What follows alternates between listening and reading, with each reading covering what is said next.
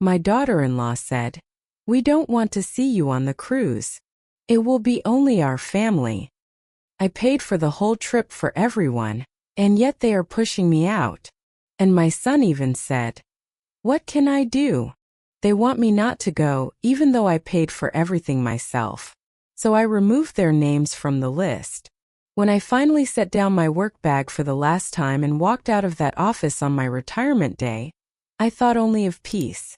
Not just the quiet kind, the one you find in a cup of tea on the porch at dusk, but the kind that takes root in people's hearts.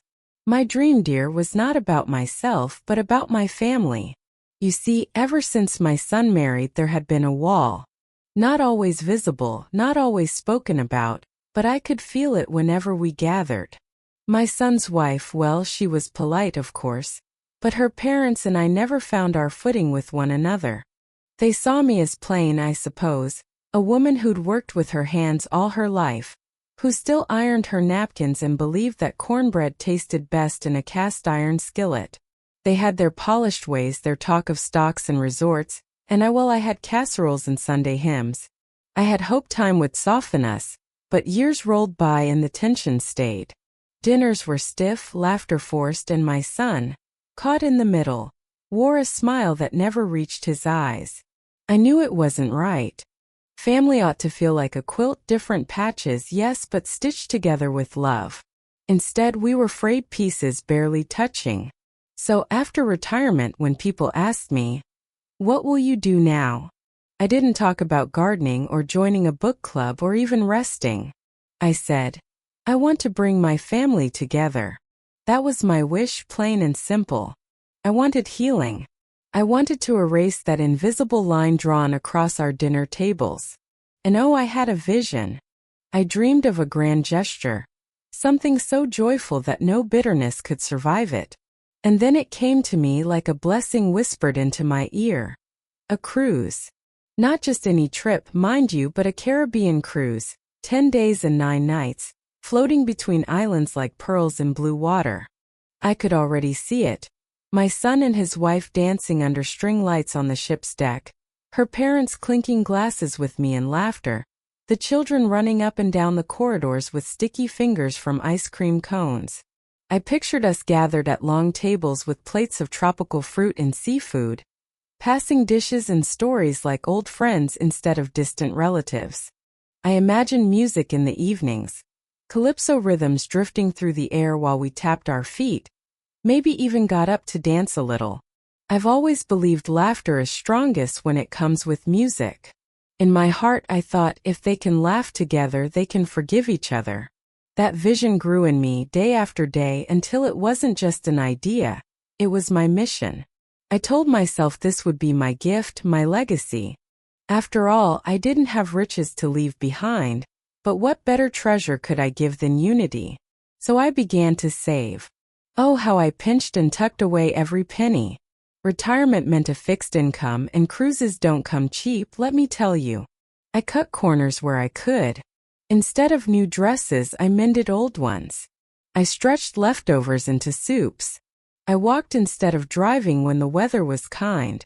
Every little bit went into my dream jar. An old cookie tin I kept in my closet, where I dropped bills like planting seeds in the earth. Some nights when I counted the money, I'd close my eyes and let myself drift into the dream.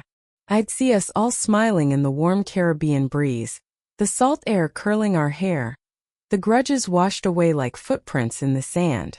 I'd hear my son's laughter, the sound I missed most, free of strain and worry. I'd hear the children calling, "Grandma, look," as they showed me seashells they'd found on the shore. And in those quiet, hopeful moments, I believed with all my heart that this cruise would be the balm to heal everything broken. Neighbors asked me, "Why not spend that money on yourself, honey? Travel where you want, do what you love." But I would only smile. They couldn't understand. For me, joy has always been tied to the people I love. What good would it do me to sip a drink under a palm tree if the ones dearest to me remained divided? No, this cruise wasn't for me alone. It was for all of us. At night, when I sat with my tea, I'd whisper a little prayer. Lord, let this trip mend us. Let us return as one family bound in peace.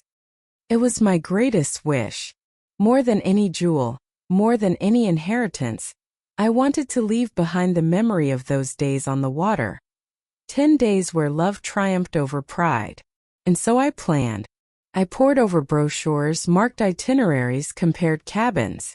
I even practiced saying Caribbean with a little flourish, as if to make it sound grander when I told the family. My heart swelled with every detail. The cruise became more than just a journey on the sea. It became a beacon of hope. And though I didn't know it then, that dream, so full of light, was the very thing that would carry me through the heartbreak that was yet to come. There comes a moment in every woman's life when she has to decide what her savings really mean. For some, it's a safety net, something to keep hunger from the door. For others, it's a cushion for comforts, new shoes, a trip to the hair salon, a little slice of ease. For me, it was always about peace of mind. I had worked too long and too hard not to worry about the what-ifs. What if the roof leaked? What if the furnace quit in the middle of January? What if I got sick and couldn't manage the bills? That little jar of savings in my closet, my cookie tin full of wrinkled bills and careful deposits, wasn't just money. It was my shield against fear. I remember the day I walked into the travel agency. Oh, it felt like stepping into another world. Posters of smiling families in straw hats and sundresses lined the walls. A little desk fan hummed, blowing the scent of sunscreen from a half-used bottle someone had forgotten to put away. Behind the counter sat a young woman with bright lipstick and a smile that seemed painted on just for me. "Can I help you, ma'am?" she asked, her fingers already tapping at her computer. "Yes," I said, my voice catching a little. "I want a cruise. 10 days. Caribbean islands. Enough cabins for my family." She blinked, maybe surprised that a gray-haired lady in sensible shoes and a patched handbag would come in with such a request. But she didn't laugh. She just nodded, clicking away, showing me brochures with glossy pictures of turquoise waters, white sand beaches, and ships that looked like floating palaces. "Here's one leaving in March," she said, circling the dates with her pen. 10 days, 9 nights. Stops at St. Thomas, Barbados, St. Lucia, and Nassau. Family-friendly. Lots of activities for kids and plenty of evening entertainment. I leaned closer, my eyes wide like a schoolgirl's. "That's the one," I whispered. When she told me the price, I swallowed hard. It was nearly every penny I had. Enough to buy a new car. Enough to fix up my roof and replace the old stove I'd been coaxing along with prayers. But instead, I thought of my son's children laughing on the deck, of the smiles I longed to see between me and my daughter-in-law's parents, of the dancing under string lights I had dreamed of. What is money, after all, if not a tool to buy moments that matter? "I'll take it," I said, my voice firmer than I felt. The travel agent raised her eyebrows. "All of it? For the whole group?" "Yes," I said, nodding. "All of it." She tapped away, printing out a thick packet of tickets and itineraries. As she handed them to me, I felt a strange mix of terror and joy, like standing on the edge of a cliff and knowing you're about to fly. When I walked out of that little office, the envelope clutched to my chest. I swear I could feel Patrick, my late husband, smiling down at me. He had always said, "Don't hoard your joy, Mary. Bend it. Share it." Well, here I was doing just that. That evening, I spread the tickets out on my kitchen table. The glossy papers shone under the overhead light. I smoothed them down with my palms and whispered, "This is my legacy. Not money, not property, but love." I imagined my grandchildren years from now saying, "Remember that cruise Grandma took us on? Remember how everyone laughed, how the family finally came together?" That, I thought, was worth more than any inheritance. It wasn't just money I was spending, it was trust. Trust in love, in forgiveness, in the belief that people can change if given the right setting. Maybe I was foolish. Maybe. But what is life without a little foolishness in the name of love? That night I hardly slept. My mind raced with visions of tropical sunsets and shared dinners, of peace finally blossoming where bitterness had once grown. I lay there listening to the old clock tick in the hallway, my heart swelling with a hope so bright it nearly carried me into dreams. I had made my sacrifice, yes, but it didn't feel like loss. It felt like planting a seed. And I believed, oh how I believed, that it would bloom into something beautiful. It was a Tuesday afternoon when the phone rang, one of those ordinary days when the house smelled faintly of lemon polish, and the sun lay in golden stripes across the living room floor. I remember because I had just finished folding laundry, my old habit of keeping busy when my heart was too full of anticipation. The cruise tickets were tucked in the drawer beside my bed, safe as treasure, and I had been daydreaming again about the laughter that would soon fill those ship corridors. The phone's ring startled me though. It always does. There's something about that sudden shrill sound in an otherwise quiet house that feels like an intrusion, almost like bad news carried on wires. I wiped my hands on my apron and picked up. It was her, my daughter-in-law. Her voice was crisp, cool as ice water. Not a trace of warmth, not the kind of tone a woman uses for family. I braced myself, though I didn't know why. Perhaps I sensed something in the air. "Hello, Mother," she began, formal as ever. Then there was a pause, a little sharp inhale, like she had rehearsed her words. And then she said them, blunt and heavy words that cracked the very dream I had built with my 2 hands. "We want you to stay behind. We'll sail without you." For a moment I thought I hadn't heard right. I pressed the receiver tighter to my ear, my heart stumbling in its rhythm. I beg your pardon?"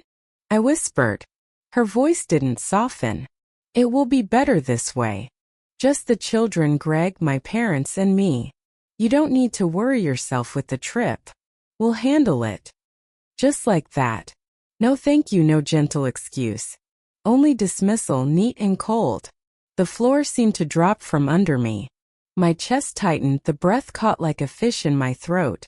All those months of pinching pennies, the trembling joy of buying those tickets, the nights spent picturing peace.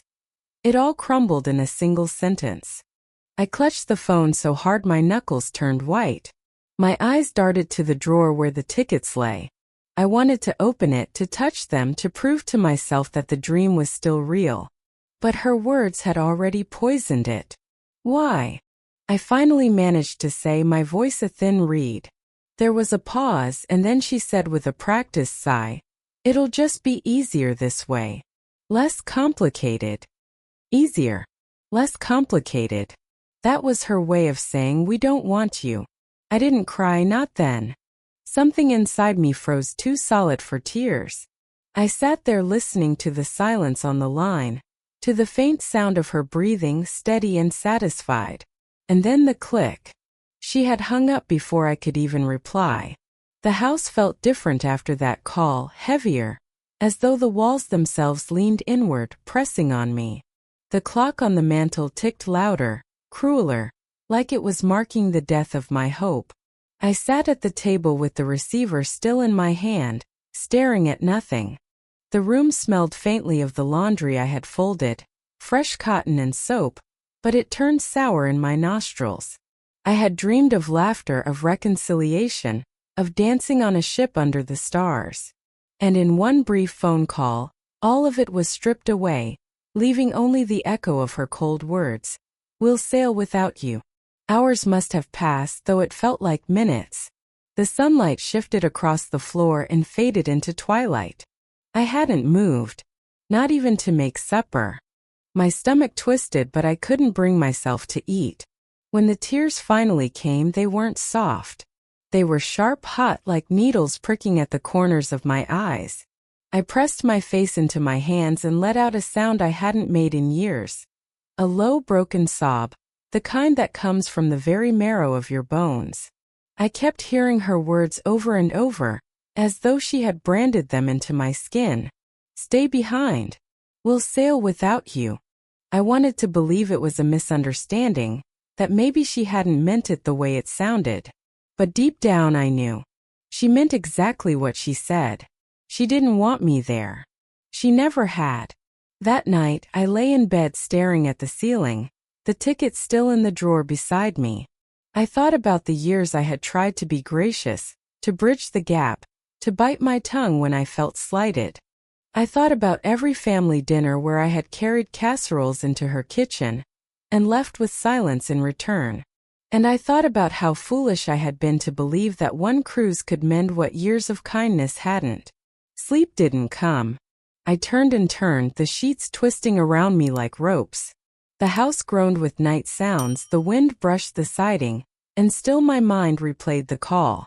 I could hear her voice, cool and final like a judge passing sentence. It was the first time in my life I had felt truly unwanted by my own family. Not just overlooked, not just forgotten, but rejected. Cast aside like a chair no longer useful. And yet, beneath the sorrow, something else began to stir. It wasn't anger, not yet. But it was something that whispered, "This isn't the end." Not yet.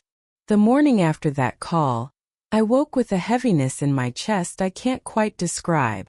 You know that feeling when you've cried yourself empty, and yet the sorrow lingers like a fog? That was me. I brewed my coffee, but it tasted bitter no matter how much sugar I stirred in. My hands trembled when I reached for the cup. I told myself, call Greg. Call your boy. Surely he hadn't agreed with what his wife said. Surely he'd set things right, reassure me, remind me I wasn't crazy for believing we could all be happy together. A son ought to defend his mother, after all. So I did. I dialed his number, my heart pounding like I was a schoolgirl waiting for her sweetheart to answer. He picked up on the second ring. "Hi, Mom," he said, his tone light, too light. The way people sound when they're tiptoeing around a truth they don't want to touch. I swallowed. "Greg, I got a call from your wife yesterday." My voice wavered, but I pushed on. "She said you all are going to sail without me, that you want me to stay behind." There was silence on the line, a silence that stretched so long I thought maybe the call had dropped. Then he sighed, low and weary, the kind of sigh that told me he didn't want this conversation. "Well, you know them," he said at last. His words stumbled out like a shrug in verbal form. "What can I do?" I froze. That was it? What can I do? "Greg," I whispered, my throat tight. "This was my dream. I saved every penny for this, for you, for your family, for peace. And now I'm told I'm not wanted?" He let out another sigh, heavier this time. "Mom, please. Don't make this harder than it already is." Harder? Harder for who? For him, standing silent while his wife cut me out like an old thread? I waited, praying for him to say more, to defend me, to tell me she was wrong. But all he gave me was silence. Do you know what it feels like to be a stranger in your own child's heart? To realize that the baby you once held, the boy whose scraped knees you bandaged, whose birthday cakes you stayed up late baking, has no room for you now? It feels like frost spreading through your chest, chilling you from the inside out. I wanted to shout, to shake him through the phone. "I am your mother. How can you let them treat me this way?" But the words wouldn't come. Instead I whispered, "I see." And the line went quiet. He didn't fight for me. He didn't even try. When we hung up, I sat in my chair by the window and stared out at the bare trees in the yard. The branches looked brittle, sharp against the winter sky, like they might snap if the wind pressed too hard. That was me, brittle, snapped in half by my own son's silence. Memories flooded me. I thought of Greg as a boy, running barefoot through the yard in summer, calling, "Watch me, Mama. Watch me." I thought of his teenage years when I stayed awake in the dark, listening for the sound of the door, relieved each time he came home safe. I thought of the man he became, and I wondered, when had I stopped being someone worth defending? The pain was sharp, but beneath it lay something deeper. Recognition.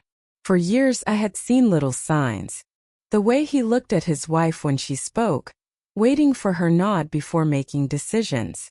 The way his words bent around hers like branches around a trellis. Maybe it shouldn't have surprised me, but it did. It cut me clean through. I sat there until the sun moved across the floor and the room grew dim. I didn't answer the phone when it rang again later. I couldn't bear to hear his voice, not when it carried no fight for me. Instead, I wrapped myself in a blanket and let the darkness settle.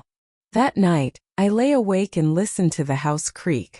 I thought about all the sacrifices mothers make.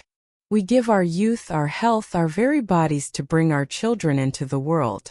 We stay up when they're sick, we go without so they can have more, we pour every drop of ourselves into their future. And yet, sometimes they grow into men who look at us as burdens instead of blessings. It is a cruel thing, that silence. Anger you can argue with. Rejection you can cry against. But silence leaves you stranded in a void where love used to be. I whispered into the dark, "I am still your mother." The words vanished into the empty room. No one answered. That was the night I realized something I hadn't wanted to face. My son would not fight for me. Not against his wife, not against her parents, not even for the dream I had built out of love. And if he wouldn't fight, then I would have to. But not in the way he or she expected. The days after that call felt like walking through molasses. I went through the motions, brewing coffee, sweeping floors, folding laundry, but everything felt empty. My heart was bruised in a way only family can bruise you. Every time I opened the drawer where the cruise tickets lay, my chest clenched. Those papers, once glowing with hope, now mocked me with their silence. But one morning, as I sat at the kitchen table staring at my untouched toast, I heard my mother's voice in my head. She had been gone for years, but her wisdom lingered like the scent of lavender in her old linens. She used to say, "Child, pain will visit you, but you don't have to serve it tea." I sat up straighter. Was I really going to let their rejection ruin the dream I had worked so hard for? 10 days and 9 nights at sea, that gift was still real. The laughter, the sunsets, the music. It didn't have to vanish just because they had shut me out. The thought came to me suddenly like a spark in the dark. I don't have to go alone. I know who would go with me, who has always gone with me. I thought of my girlfriends. Oh, my dear friends, the ones who had carried me through so many storms of life. There was Betty, with her booming laugh that could rattle the windows, who had brought me chicken soup every time I caught a cold. There was Carol, quiet but steady, who had sat with me through the long nights after my husband passed, never speaking much, just holding my hand. And there was Ruthie, my neighbor of 30 years, who knew the smell of my apple pies before they were even out of the oven and who had never once let me feel forgotten. Yes, my girls, my truest companions. They had been with me through everything: births, funerals, holidays, heartbreaks. And hadn't they always dreamed of a grand adventure too? The idea took root and grew fast. I reached for the phone before fear could stop me. First I called Betty. She answered on the third ring, her voice cheerful as ever. "Well, if it isn't my partner in crime. What's on your mind?" I laughed, a little shaky. "Betty, how do you feel about 10 days in the Caribbean?" There was silence, and then she let out a shout that nearly knocked me back in my chair. "Are you pulling my leg? Don't tease me with sun and sand if you don't mean it." "I mean it," I said softly. "I have tickets. Plenty of them. And I want you there." Betty's voice cracked. "Honey, I haven't had a vacation in 15 years. Yes, 1,000 times yes." Her joy filled the hollow in my chest like sunlight breaking through clouds. Next I called Carol. She was more cautious, as I expected. "Oh, I don't know," she murmured. "I've never been on a cruise ship. What if I get seasick?" "Then I'll hold your hand," I told her. "Just like you held mine when I was seasick with grief. Please, Carol, let's make a new memory together." There was a long pause, then a sigh that carried years of longing. "All right, I'll go. For you." And finally Ruthie. She laughed when I asked her. 10 days without mowing the lawn or listening to my nephew complain about his boss. Sign me up. Do they serve piña coladas? I grinned. By the bucket, I'm sure. By the time I hung up, my kitchen felt different. The heavy air had lifted, replaced with a humming excitement. My girls had said yes. Without hesitation, without judgment, they had said yes. The next day, I marched down to the travel agency with my envelope of tickets. The young woman behind the counter raised her eyebrows when I slid them across the desk. Change of names, I said firmly. Take off the old ones. Add these instead. I spelled out each of my girlfriends' names carefully, almost ceremonially, as though I was writing them into a new chapter of my life. The printer hummed, and when she handed me the fresh set of tickets, I felt something I hadn't felt since before that dreadful phone call. Triumph. I walked out clutching the new envelope, my head held higher, my steps lighter. I had turned sorrow into plans, rejection into redemption. That evening I called the girls again. It's official, I said. We're sailing. Betty whooped so loud I had to pull the phone from my ear. Carol laughed nervously but promised to start packing. Ruthie declared she was buying a new bathing suit. Something scandalous enough to scare the seagulls. For the first time in weeks, I laughed until my sides ached. When I hung up, I stood by the window and watched the sky fade into shades of pink and orange. A thought washed over me like the tide. Maybe family isn't always the people you're born to. Maybe family is the people who choose you over and over again. I placed the new tickets in the drawer beside my bed. Only this time I didn't hide them like fragile hope. I left the drawer slightly open as if to say, I'm not afraid anymore. This dream is alive and it belongs to me. I went to bed that night with a smile. The pain hadn't disappeared. No, it still pressed against my heart, but it had been reshaped into something else. Something lighter. Something hopeful.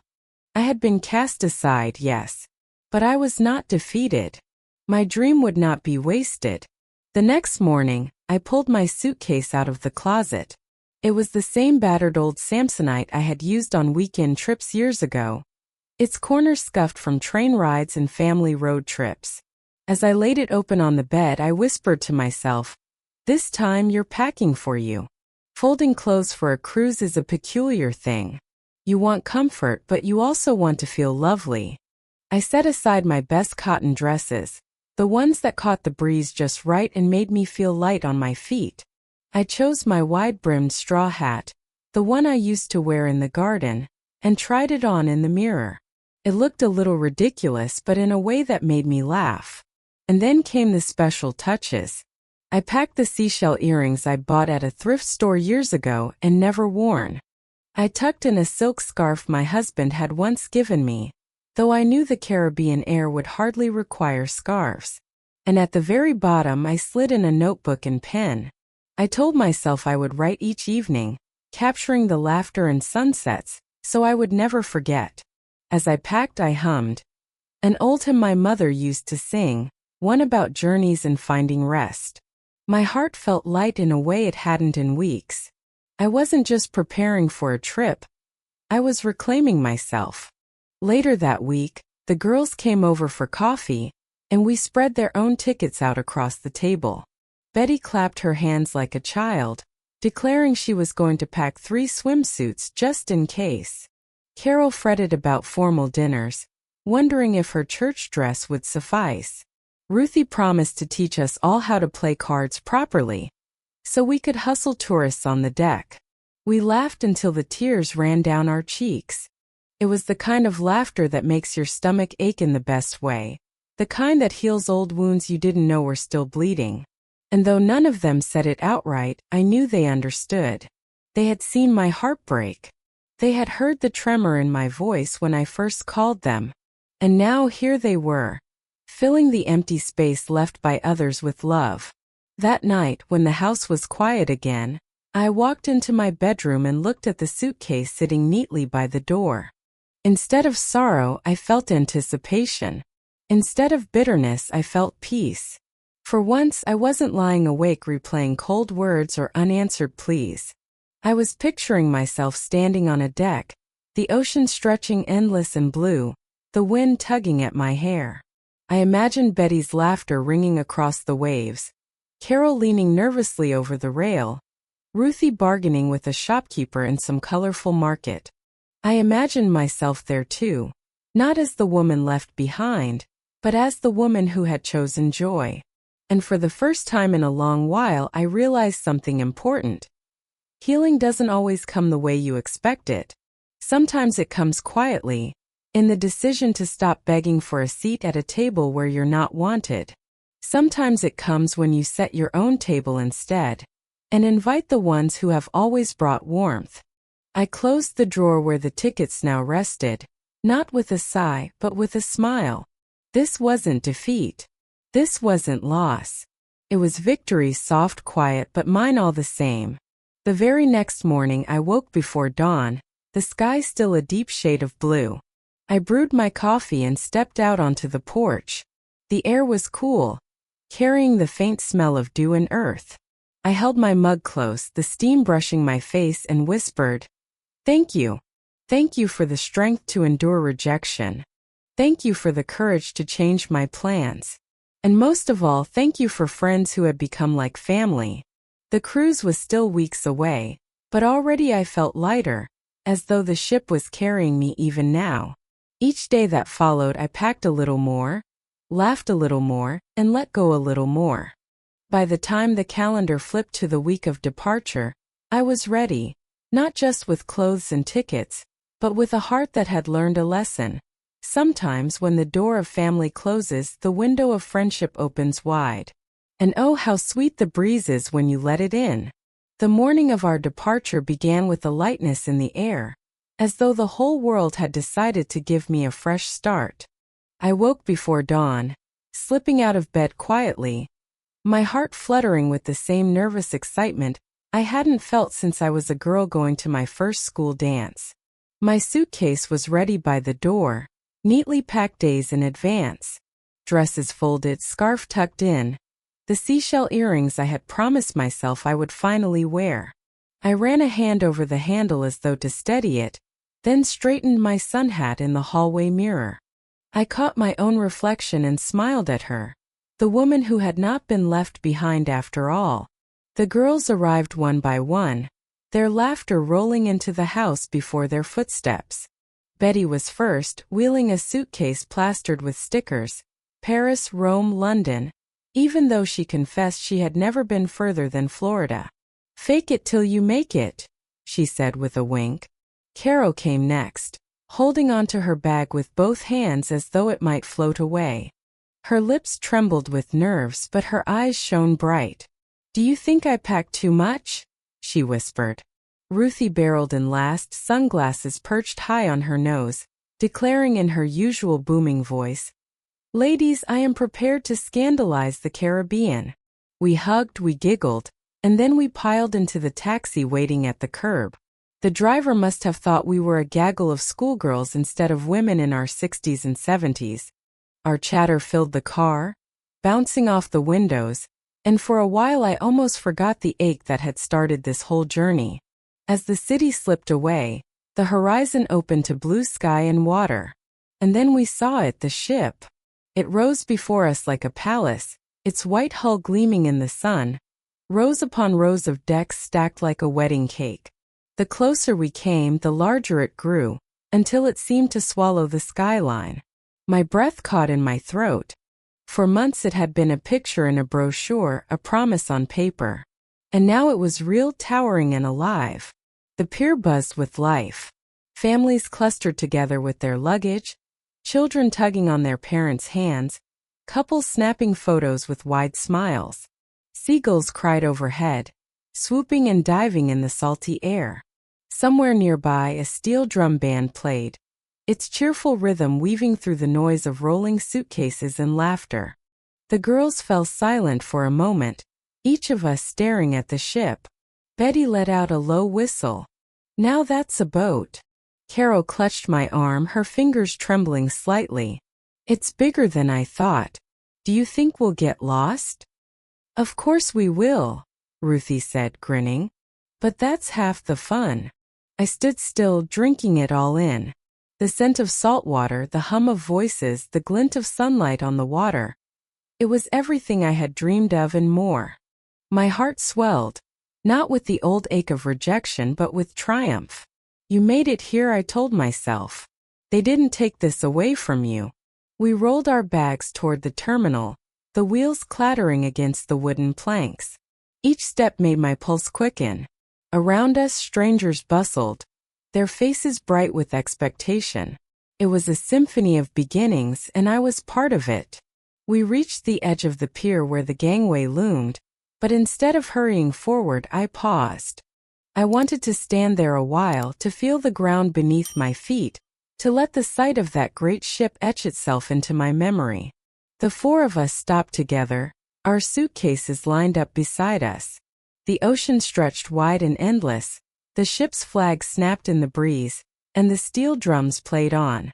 I closed my eyes for a moment and lifted my chin to the wind. It smelled of salt and sun, of promises waiting just ahead. For the first time since the phone call that had broken me, I felt whole again. And so we stood there, side by side on the pier, the ship towering above us, the sea at our backs, our adventure waiting.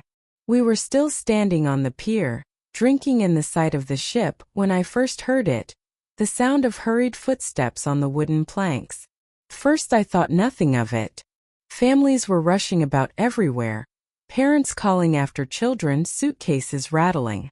But then a familiar voice rose above the hum of the crowd, sharp and insistent. "Greg! Slow down, for heaven's sake." My heart lurched. I knew that voice. I turned, and there they were. My son, my daughter-in-law, and her parents striding toward the terminal, their faces flushed from the walk, their luggage bumping along behind them. For a second my mind couldn't make sense of it. They weren't supposed to be here. They weren't supposed to be part of this anymore. But there they were, moving straight toward the ship with determination in their steps. Betty noticed my face pale and touched my elbow. "What is it?" Before I could answer, my daughter-in-law spotted me. Her eyes locked on mine, and I saw it happen, the instant shift from surprise to fury. She froze mid-stride, tugging Greg's sleeve to stop him. Her parents halted behind them, confusion on their faces. Greg looked up then, his gaze falling on us, me and my girlfriend standing there with our tickets in hand. For a moment, just a flicker, I thought I saw something like guilt cross his face. But it vanished as quickly as it came, replaced by an expression I'll never forget. Stunned anger. They marched toward us. My heart pounded so loud I thought the seagulls might hear it. Carol shrank back a little, clutching her handbag tighter, while Ruthie, bless her bold heart, squared her shoulders as if ready for a fight. "What is this?" my daughter-in-law hissed the moment they reached us. Her voice was low but sharp enough to cut glass. "Why are you here? Why are they here?" She gestured toward my friends as though they were intruders. I swallowed hard, my throat dry. "I told you I booked this cruise. I invited you all. But you said you didn't want me." Her eyes narrowed. "We said we didn't want you, not the cruise. You had no right to change the tickets." My hands trembled, but I kept my chin up. I had every right. It was my money, my sacrifice, my dream. And when you cast me aside, I decided not to waste it. Greg finally spoke then, his voice tight with frustration. "Mom, how could you do this? You knew we were coming." Something inside me cracked, not with weakness, but with a strength I hadn't known I still carried. "No, Greg," I said firmly. "I knew you thought you were coming, but I canceled your tickets. They're gone. These," I held up the envelope with my friend's name shining back at me, "are ours now." His wife's parents exchanged glances, their faces a storm of shock and indignation. The mother shook her head, muttering, "Unbelievable. After everything." Betty stepped closer then, her voice steady but kind. "Listen here, we're not here to cause trouble. She invited us and we said yes. That's all there is to it." But my daughter-in-law wasn't listening. Her cheeks flushed red, her mouth tight. You've embarrassed us. Do you know what people will think when they see we're not aboard? Do you even care what this does to Greg? My son stared at me, not with love, not with understanding, but with the kind of disappointment a child should never wear toward his mother. And oh, that look burned deeper than any words could. I wanted to crumble, to take it all back, to beg for peace. But then I felt Carol's trembling hand slip into mine, and Ruthie's solid presence at my other side. My girls were with me, holding me up. And I remembered. They had cast me aside first. So I lifted my chin. No, I said quietly. I don't care what the neighbors or your friends think. I care that for once in my life I chose myself. The words hung there, heavier than the salt air. For a moment no one spoke. The band played on somewhere behind us, the gulls cried overhead, and the great ship loomed, waiting. Then, with a huff of outrage, my daughter-in-law turned sharply on her heel. We're leaving. She didn't look back at me.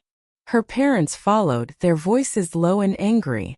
Greg lingered only a moment longer, his jaw tight, his eyes avoiding mine, and then he too turned and walked away. I stood rooted to the pier, watching them disappear into the crowd until they were gone, swallowed by the noise and bustle of other travelers. My heart ached. Oh, it ached, but I didn't crumble. Not this time. Betty squeezed my shoulder. Carol wiped her eyes with a tissue and Ruthie muttered, "Good riddance." I drew in a shaky breath of sea air, lifted my face to the sun, and whispered to myself, "You did it. You chose joy." And there we stood, for women on the pier, the ship towering above us, the ocean wide and endless before us, and the past walking away behind us. For a long moment after they walked away, I just stood there, staring at the empty stretch of pier where my son and his family had disappeared into the crowd. My heart twisted like a wet rag. Part of me wanted to run after him, to tug his arm like I did when he was a boy who'd stormed off in anger. Greg, don't go. Don't leave me like this. But I didn't move. My feet were planted firm on the wooden boards, the smell of salt water filling my lungs. And for the first time in a long time, I realized I didn't have to chase after anyone to prove my worth. Betty slipped her arm through mine, her warmth steady as stone. You all right, honey? I swallowed hard, blinking against the sting in my eyes. I will be. Because in that moment, something inside me shifted. I had spent years trying to be included, trying to smooth edges, trying to keep peace at my own expense.